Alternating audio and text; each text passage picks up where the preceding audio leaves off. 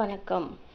இன்னைக்கு நான் எதை பற்றி பேச போகிறேன்னா, இன்னைக்கு ஒரு பதிவு பார்த்தேன் சமூக வலைத்தளத்தில். அதை பற்றி தான் பேச போகிறேன். அது பதிவு பற்றி பேசலை, அதுக்கு கமெண்ட்ஸ் பற்றி தான் கொஞ்சம் பேசணும் அப்படின்னு சொல்லி தோணுச்சு. ஸோ அதை பற்றி தான் பேச போகிறேன். என்ன பதிவு அப்படின்னா, அது பாஜகவுக்கு ஆதரவான ஒரு பதிவு. அதில் என்ன சொல்லியிருக்காங்க அப்படின்னா, இந்துக்கள் எல்லாரும் நம்ம ஒத்துமையாக இருந்து நம்மளால் என்ன சேஞ்சஸ் கொண்டு வர முடியும் அப்படிங்கிறத காமிக்கிறதுக்கு உண்டான ஒரு அருமையான சந்தர்ப்பம் அப்படிங்கிற மாதிரி ஒரு பதிவு போட்டிருந்தாங்க. அதாவது என்ன மீன் பண்ணுறாங்க அப்படின்னா, இந்துக்கள் எல்லாருமே சேர்ந்து பாஜகவுக்கு ஆதரவு தெரிவித்து அவங்கள நம்ம கொண்டு வந்தோம்னா, நம்மளை அதாவது இந்துக்களை இங்கே தமிழகத்தில் இழிவாக பேசுறது குறையும் அப்படின்னு சொல்லிட்டு ஒரு பதிவு போட்டிருந்தாங்க. அது அவங்களுடைய பதிவு. ஏன்னா நிறைய பேர் ஈஸியாக இந்துக்களை இழிவாக பேசிட்டு போயிடுறாங்க. ஸோ அதை கேட்குறதுக்கும் ஆளு கிடையாது.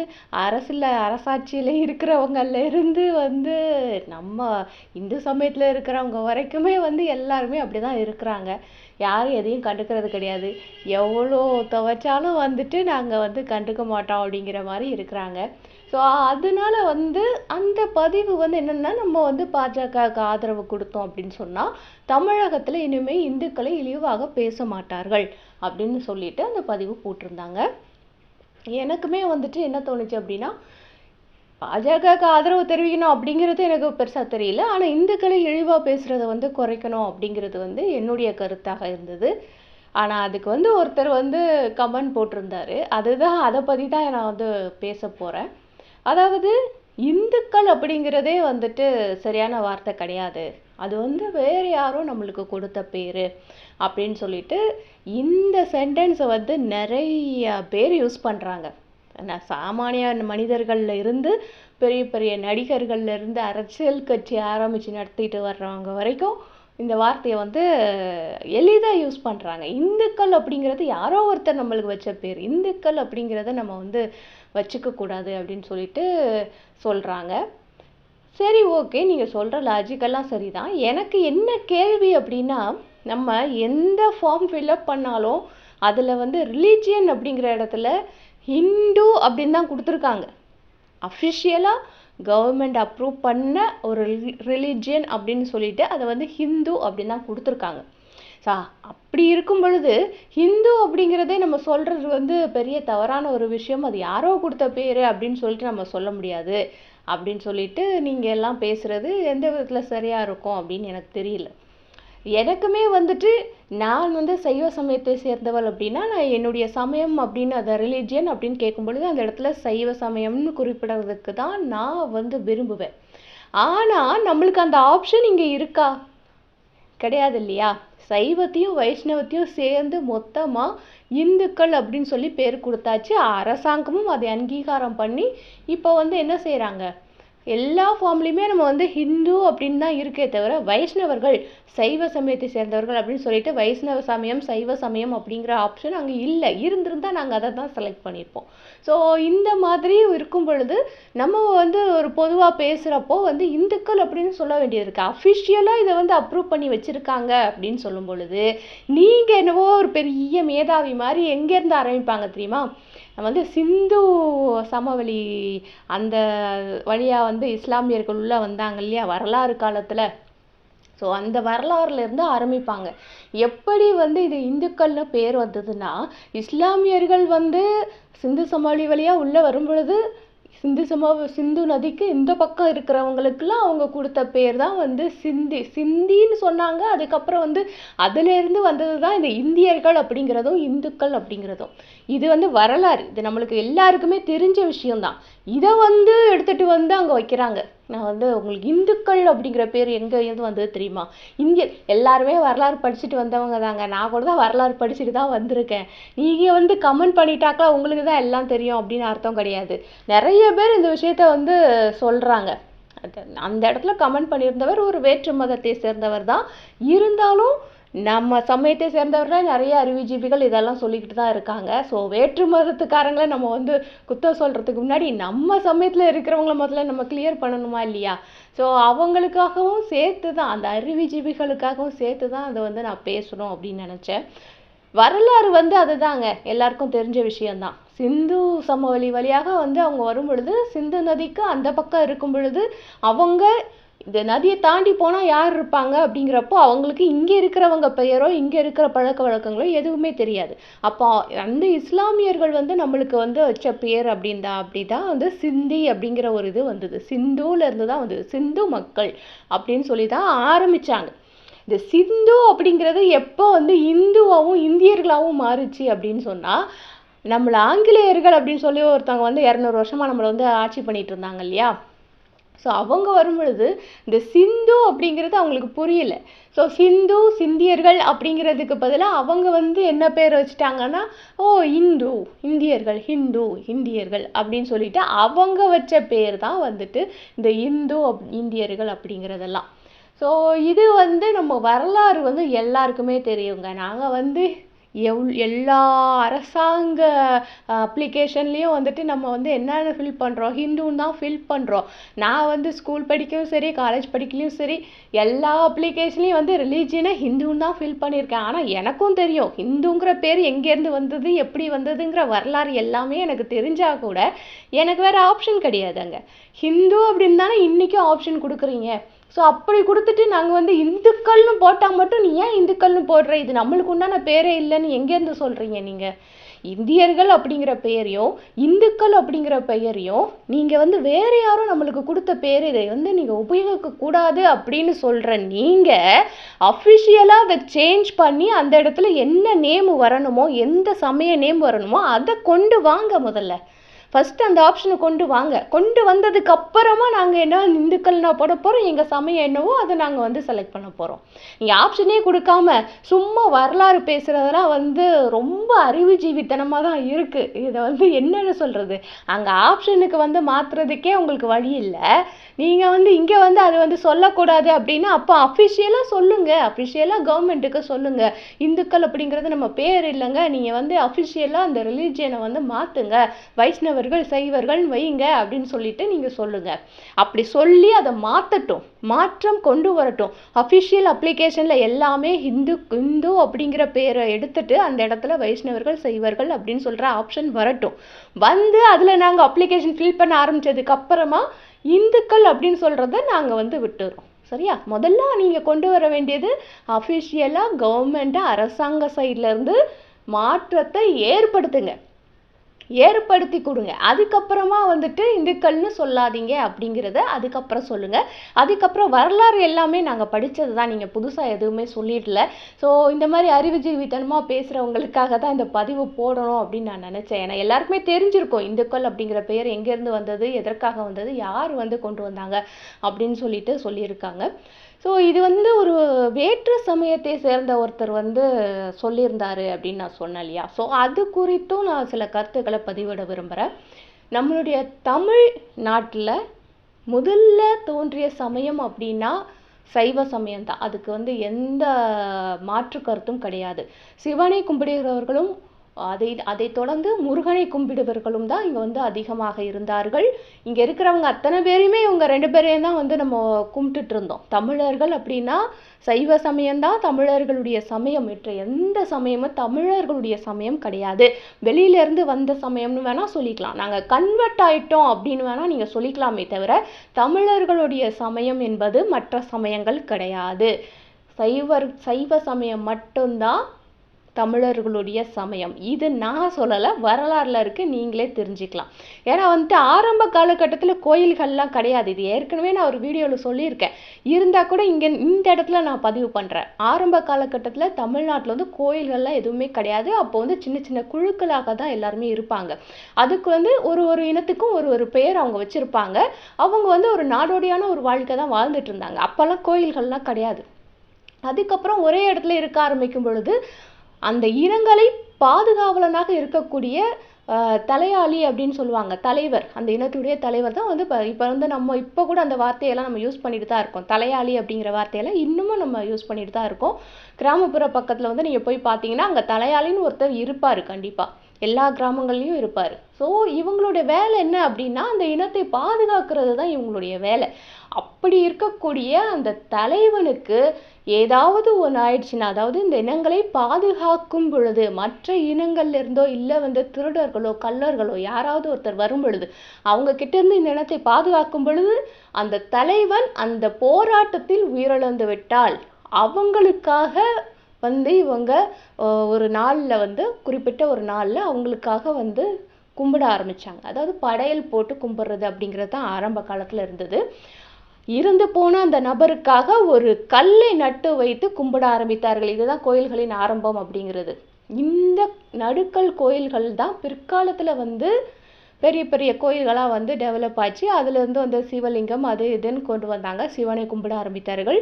அதுக்கப்புறம் இந்த கும்பிடுறதுனால, சாமி கும்பிடுறதுனால நிறைய நல்ல விஷயங்கள் நடக்கிறது, எல்லாருமே வந்து ஒன்றா இருந்து பிரார்த்தனை பண்ணால் நிறைய நல்ல விஷயங்கள் நடக்குது அப்படின்னு இறைநிலையெல்லாம் உணர்ந்த காரணத்தினால்தான் அதற்கப்புறம் வந்தவங்க சைவ சமயம் அப்படிங்கிறத ஒன்று தோற்றுவித்தாங்க. ஸோ அதை தொடர்ந்து நிறைய கோயில்களும் வந்து இருக்கிறது நம்மளுக்கு தெரியும். சிவனை கும்பிட்டுட்டு இருந்தாங்க, அதுக்கப்புறமா முருகனையும் கும்பிட்டாங்க. ஸோ நிறைய கோயில்கள் இருக்குது, நிறைய வரலாறுகளும் இருக்குது. இதுதான் வந்து தமிழகத்தில் இருக்கக்கூடிய வரலாறுகள். சமயங்களை பொறுத்தளவில் இது மட்டும்தான் வரலாறு. அதுக்கப்புறம் வந்ததெல்லாம் வந்துட்டு வெளியிலேருந்து வந்து உள்ளே வந்து செட்டில் ஆனவங்க தான். ஸோ சைவ சமயம் அப்படிங்கிறது தான் தமிழர்களுடைய சமயம். ஸோ தமிழர்கள் அத்தனை பேரும் சைவ சமயத்தை சேர்ந்தவர்கள் தான். நீங்கள் தமிழர்கள் அப்படின்னு சொல்லிக்கிட்டு இருக்கீங்க அப்படின்னு சொன்னால் நீங்கள் சைவ சமயத்தை சேர்ந்தவர் அப்படின்னு தான் அர்த்தம். அதுக்கப்புறம் வேணால் நீங்கள் கன்வெர்ட் ஆகி வேணால் வேறு சமயத்துக்கு இப்போ போயிருக்கலாமே தவிர உங்களுடைய ஆதி அப்படிங்கிறது வந்து சைவ சமயத்தில் தான் இருந்திருக்கும். நீங்கள் தமிழர்களாக இருந்தால் இல்லை வேறு லாங்குவேஜ்னா அதை பற்றி நான் பேச விரும்பலை, நம்ம தமிழர்களை பற்றி மட்டும் பேசிக்கலாம். அதுக்கப்புறம் என்ன ஆச்சு அப்படின்னா ஆரம்ப காலகட்டத்தில் இங்கே வந்தவங்க வைஷ்ணவர்கள். அதுக்கு முன்னாடி வந்து புத்த சமயம் சமண சமயம் நிறையா வந்துடுச்சு உள்ள. அதுக்கப்புறம் அதெல்லாம் வந்து பெருசாக நிலச்சி நிற்கலை. இன்னை காலகட்டத்துக்கு எடுத்தோம் அப்படின்னா தமிழகத்தில் புத்த மதம் இருக்குது, சமண மதம் இருக்குது அப்படின்னு சொன்னால் எங்கேயாவது இருக்கலாம், நிறையெல்லாம் இருக்கிறதுக்கு வாய்ப்பு கிடையாது. ஆனால் வந்துட்டு சைவ சமயம் அப்படிங்கிறது ஒரு கொஞ்சம் பிற்காலத்தில் இங்கே வந்து ஒரு பெரிய லெவலில் இருந்தது. சைவ சமயத்தில் இருந்தவர்கள் ஆட்சியிலும் இருந்தார்கள். அப்படி இருக்கிற காலகட்டத்தில் அவங்களுடைய கை ஓங்கி இருக்கும் பொழுது அவங்க வந்துட்டு நிறைய கோயில்களை இங்கே வந்து கட்டினாங்க. ஸோ அதுக்கப்புறம் வந்து பார்த்திங்கன்னா சைவர்களும் இருந்தார்கள், வைஷ்ணவர்களும் இருந்தார்கள். சமயங்களுக்கு இடையிலான மோதல்கள் எல்லாம் நம்மளுக்கு தெரிஞ்ச விஷயந்தான். அதை பற்றி பெருசாக பேசுறதுக்கு தேவையில்லை. ஸோ அதுக்கப்புறம் என்ன அப்படின்னா இஸ்லாமியர்களின் படையெடுப்பு நடந்தது. இஸ்லாமியர்களின் படையெடுப்பு நடந்தப்போ தான் இஸ்லாமிய சமயம் அப்படிங்கிறது உள்ளே வருது. அண்ட் கிறிஸ்தவ சமயம் எப்படி வந்தது அப்படிங்கிறது எல்லாருக்குமே கட்டாயம் தெரிஞ்சிருக்கும். ஏன்னா 200 வருஷமாக நம்மளை ஆட்சி பண்ணியிருக்காங்க. அதுக்கப்புறம் சுதந்திரம் அடைந்து இப்போ வந்து நம்ம 75வது வருடத்தை கடந்து 100வது வருடத்தை நோக்கி சென்று கொண்டு இருக்கிறோம். இன்னும் அடையலைன்னு வச்சுக்கோங்க. இருந்தால் கூட இந்த கிறிஸ்தவ மதம் அப்படிங்கிறது ஒரு 300 வருஷத்துக்குள்ளே தான் இங்கே வந்தது மதமாக நம்ம வந்து பார்க்கணும். அதுக்கு முன்னாடிலாம் வந்து இங்கே கிறிஸ்தவ மதம் அப்படிங்கிறது கிடையாது. இஸ்லாமிய மதம் அப்படிங்கிறதே வந்துட்டு 1000 வருஷத்துக்கு முன்னாடி ராஜராஜ சோழன்லாம் வாழ்ந்த காலத்தில் இஸ்லாமிய மதமே இங்கே கிடையாது. அதுக்கப்புறம் வந்தது தான் இந்த இஸ்லாமியம், அதுக்கப்புறம் வந்தது தான் இந்த கிறிஸ்தவம் எல்லாமே. ஸோ மற்ற மதத்து நண்பர்கள் தயவு செஞ்சு வந்து இந்துக்கள்னு சொல்லிட்டு எந்த இடத்துலையும் குறை சொல்லாதீங்க. இந்துக்கள் அதுலேயும் சைவர்கள் தான் உரிமையாக நாங்கள் தமிழர்கள் சொல்லிக்கிறதுக்கு பெருமைப்பட்டிருக்கிறதுக்கு உரிமையானவர்கள் அவர்கள் தான். அதுக்கப்புறம் தான் நீங்கள் எல்லாருமே அப்படிங்கிறது என்னுடைய கருத்து. இதுக்கு நீங்கள் எத்தனை பேர் எதிர்ப்பு தெரிவித்தாலும் எனக்கு அதை பற்றி கவலை கிடையாது. இதுதான் வரலாறு. இதை மாற்ற உங்களால் முடியவே முடியாது. ஒரு சமயத்துலேருந்து இன்னொரு சமயத்துக்கு வேணால் நீங்கள் மாறிக்கலாம், ஆனால் வரலாறை மாற்றுறதுக்கு யாராலையும் முடியாது. அது வந்து நான் இந்த இடத்துல அனைத்தரமாக பதிவு பண்ணிக்கிறேன். அதே மாதிரி வந்துட்டு நம்ம பார்த்தோம்னா மற்ற சமய நண்பர்களுக்கெல்லாம் வந்து ஈஸியாக நம்மளை நிறைய குறை சொல்கிறாங்க.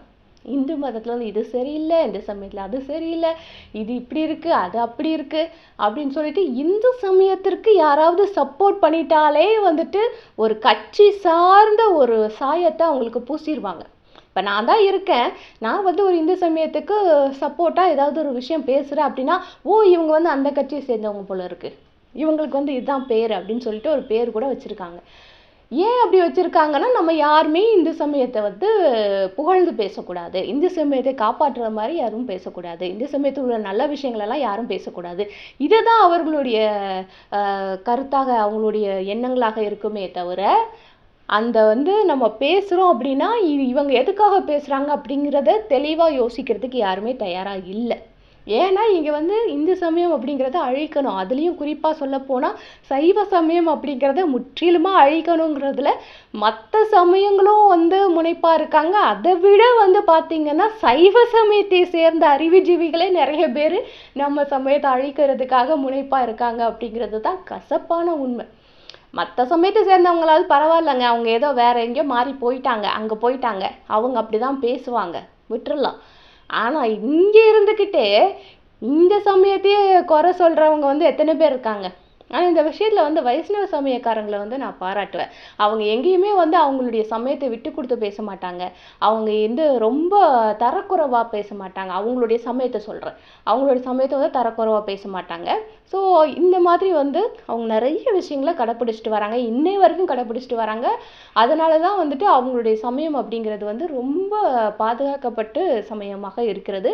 அதுக்குள்ளே யாரும் அவ்வளோ சீக்கிரம் போகவும் முடியாது, அதுக்குள்ளேருந்து யாரும் அவ்வளோ சீக்கிரம் வெளியில் வரவும் மாட்டாங்க. அந்த மாதிரி வந்து வைஷ்ணவர்கள் வந்து ஒரு நல்ல சமயத்தை வந்து மெயின்டைன் பண்ணுறதுல அவங்கள மாதிரி இருக்கவே முடியாது அப்படின்னு சொல்லலாம். அண்ட் சைவ சமயத்தை எடுத்துக்கோமே, சைவ சமயத்தை சேர்ந்த அறிவுஜீவிகள்லாம் என்ன பண்ணுவாங்கன்னா, நம்மளே குறை சொல்லிக்கிறது, நம்மளே முட்டாள்னு சொல்லிக்கிறது, நம்ம முன்னோர்கள் வந்து சொல்லிட்டு போனதெல்லாம் பொய்ன்னு சொல்கிறது, இதெல்லாம் வந்து கடைப்பிடித்தா நீ வந்து பகுத்தறிவாளன் இல்லை அப்படின்னு சொல்கிறது, இதெல்லாம் பண்ணுறது நம்ம சைவ சமயத்தை சேர்ந்தவர்களாக மட்டும்தான் இருக்கும். நீங்கள் எந்த சமயத்தை சேர்ந்தவர்களாலும் எடுத்துக்கோங்களேன், எந்த சமயத்தை வேணாலும் எடுத்துக்கோங்க, கடவுள் இல்லைன்னு சொல்கிறவங்க எங்கே அதிகமாக இருக்காங்கன்னு பார்த்தீங்கன்னா சைவ சமயத்தில் தான் அதிகமாக இருப்பாங்க. ஏன் அப்படின்னா இதுக்கு ஒரு மிகப்பெரிய காரணம் என்ன அப்படின்னா, சைவ சமயத்தை சேர்ந்தவர்கள் அவங்களுடைய அடுத்த தலைமுறைக்கு என்னென்ன சொல்லி கொடுக்கணுமோ அதை வந்து ப்ராப்பராக சொல்லி கொடுக்கவே இல்லை. கடந்த 2-3 தலைமுறையாக அப்படி தான் நடந்துட்டுருக்கு. ப்ராப்பராக இதுதான்ப்பா, இப்படி தான்ப்பா பண்ணணும், இப்படி இருக்கணும், இப்படி பண்ணணும், எதுவுமே வந்து அவங்க வந்து அடுத்த தலைமுறைக்கு நம்ம கடத்தவில்லை. இதுதான் வந்து முக்கியமான ஒரு ட்ராபேக்காக சைவ சமயத்துக்கு இருக்குது. ஆனால் இப்போது திரும்பவும் சைவ சமயத்தை சேர்ந்தவர்கள் நிறைய பேர் வந்து தங்களுடைய சமயத்தை வளர்க்கிறதுக்காக நிறைய விஷயங்களை வந்து முன்னெடுத்து பண்ணிட்டு இருக்காங்க. நானும் நிறைய விஷயங்களை பங்கெடுத்துட்டு இருக்கேன். ஸோ அந்த விஷயங்கள் நடக்கிறதுல எனக்கு வந்து சந்தோஷம் தான். சைவ சமயம் அப்படிங்கிறது வந்து நல்லபடியாக இனிமேல் பெரிய லெவலில் இருக்கும் அப்படிங்கிறதுல வந்து எந்த விதமான மாற்று கருத்தும் கிடையாது. வைஷ்ணவம் சமயம் இது சம்மந்தப்பட்ட விஷயங்கள் அப்படிங்கிறது வேற.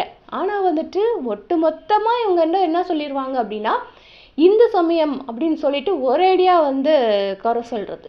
இது வந்து என்ன அப்படின்னா, இந்தியாவை பொறுத்தளவில், தமிழகத்தை பொறுத்தளவில் இந்துக்கள் தான் அதிகம், மற்ற சமயங்களை சேர்ந்தவர்கள் குறைவாக தான் இருக்கிறார்கள். இதில் இன்னொரு விஷயம் என்னன்னா, மற்ற சமயங்களை உள்ளே கொண்டு வருவதற்காக அவங்களுக்கு ஆதரவு வேணும் அப்படிங்கிறதுக்காக இவங்க நம்மளுடைய சமயத்தை குறை சொல்கிறதும், இதை வந்து பொய்ன்னு சொல்கிறதும், இது வந்து சாமி இல்லைங்கிறதும், சாமியை வந்து கல்லுங்கிறதும் எல்லாமே அடுத்த சமயத்தை உருவாக்குவதற்காக, அடுத்த சமயத்தை வளர்க்குறதுக்காக செய்யப்பட்ட வேலைகள் தான். வேற எந்த மாற்று கருத்தும் கிடையாது. நீங்கள் சைவ சமயத்தில் சிவனை கும்பிடுறவங்கள போய் கேட்டால் நிறைய விஷயங்கள் சொல்லுவாங்க. அதாவது இறைநிலை அடைதல் அப்படிங்கிறது நிறைய சைவ சமயத்தில் நடந்திருக்கு. இதெல்லாம் வந்துட்டு வரலாறாகவும் இருக்குது. நம்ம திருச்செந்தூர் கோயிலெல்லாம் போய் பார்த்தோன்னா டேட் வாரியாக எழுதியே போட்டிருப்பாங்க வரலாறு. இந்தந்த டேட்டில் இந்த இது நடந்தது, இந்தந்த தேதியில் இது நடந்தது அப்படின்னு சொல்லிட்டு தேதி கணக்கிட்டு எழுதி போட்டிருப்பாங்க. அதை வந்து செஞ்சவங்க, தேதி கணக்கிட்டு எழுதி போட்டவங்க நம்ம ஆளுங்க கிடையாது, ஆங்கிலேயர்கள். அப்போ வந்து ஆட்சியில் இருந்த ஆங்கிலேயர்கள். அவங்க வந்து இந்த தேதியில் இந்த கோயிலில் இந்த மாதிரியான ஒரு அதிசயம் நடந்ததுன்னு சொல்லி அவங்க எழுதி போட்டிருக்காங்க. ஸோ இந்த மாதிரிலாம் நிறைய விஷயங்கள் நடக்கிறது தான் நம்மளுடைய சைவ சமயம். இப்போது வந்து என்ன அப்படின்னா, இப்போ இருக்கிற காலகட்டத்தில் ஒருத்தரை குறை சொல்லிட்டோன்னா நம்ம புத்திசாலி, ஒருத்தரை வந்து அசிங்கப்படுத்திட்டோன்னா நம்ம வந்து அறிவுஜீவி அப்படிங்கிறத வந்து எல்லாருமே நம்பிட்டு இருக்கோம். சமூக வலைத்தளங்களெல்லாம் பார்த்தோம் அப்படின்னு சொன்னால் கமெண்ட் செக்ஷனில் போயிட்டு ஒருத்தரை வந்து அவமானப்படுத்தி ஒரு கமெண்ட் போட்டுட்டோம்னா நம்ம வந்து பகுத்தறிவாளி அப்படின்னு நம்மளே வந்து நினச்சிக்கிறோம். பகுத்தறிவு அப்படிங்கிறது சாமி இல்லைன்னு சொல்கிறது கிடையாதுங்க. பகுத்தறிவு அப்படிங்கிறது ஒரு விஷயத்தை நல்லா பகுத்து ஆராய்ந்து அதில் என்ன உண்மை இருக்குது அப்படிங்கிறத கண்டுபிடிக்கிறது தான். உண்மை உங்கள் கண்ணுக்கு தெரியல அப்படிங்கிறதுக்காக ஒரு விஷயம் இல்லை அப்படின்னு ஆயிடுறது. ஸோ ஒரு விஷயம் இல்லை அப்படின்னு சொல்கிறதுனால நீங்கள் அதை வந்து A to Z பகுத்தறிவு பகுத்து ஆராய்ந்து எல்லாத்தையும் தெரிஞ்சுக்கிட்டீங்கன்னு அர்த்தம் கிடையாது. ஏன்னா சாமி இல்லைன்னு சொன்ன யாருமே வந்துட்டு சாமி பற்றி வந்து பகுத்தாராய்ந்து சொன்னாங்களா அப்படின்னா கிடையாது. அடுத்த சமயத்துக்கு ஆதரவு தெரிவிக்கிறதுக்காக மட்டும்தான் கொண்டு வரப்பட்டது.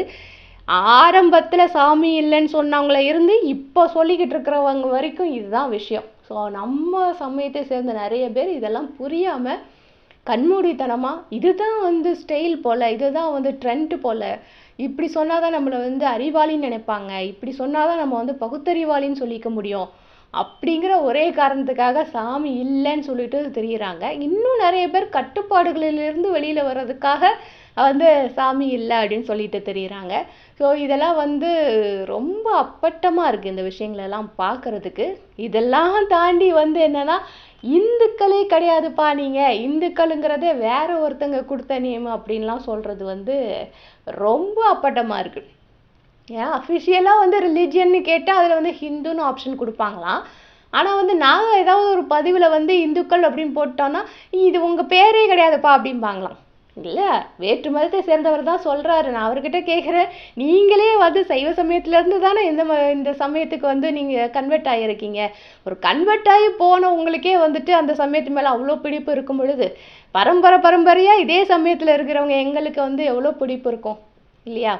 ஸோ அதெல்லாம் வந்து யோசித்து கமெண்ட் பண்ணுங்கள். இந்து சமயம் அப்படிங்கிறதுக்காக நான் இஷ்டத்துக்கு கமெண்ட் பண்ணுவேன்லாம் வராதிங்க. ஏன்னா இந்துக்கள் அப்படிங்கிறவங்க இப்போ முழிச்சுக்கிட்டாங்க. ஒரு அரை நூற்றாண்டு காலமாக ஒரு பெரிய இருள் மாதிரி கடவுள் இல்லை, கடவுள் கல்லுன்னு சொல்லிட்டு ஒரு பெரிய இருள் வந்து இங்கே இருந்துச்சு. இப்போ அந்த இருள் வந்து விலகி நிறைய பேர் யோசிக்க ஆரம்பிச்சிட்டாங்க. ஏன்னா நிறைய பேர் இறைநிலையை உணர்றாங்க, இறைவனை உணர்றாங்க.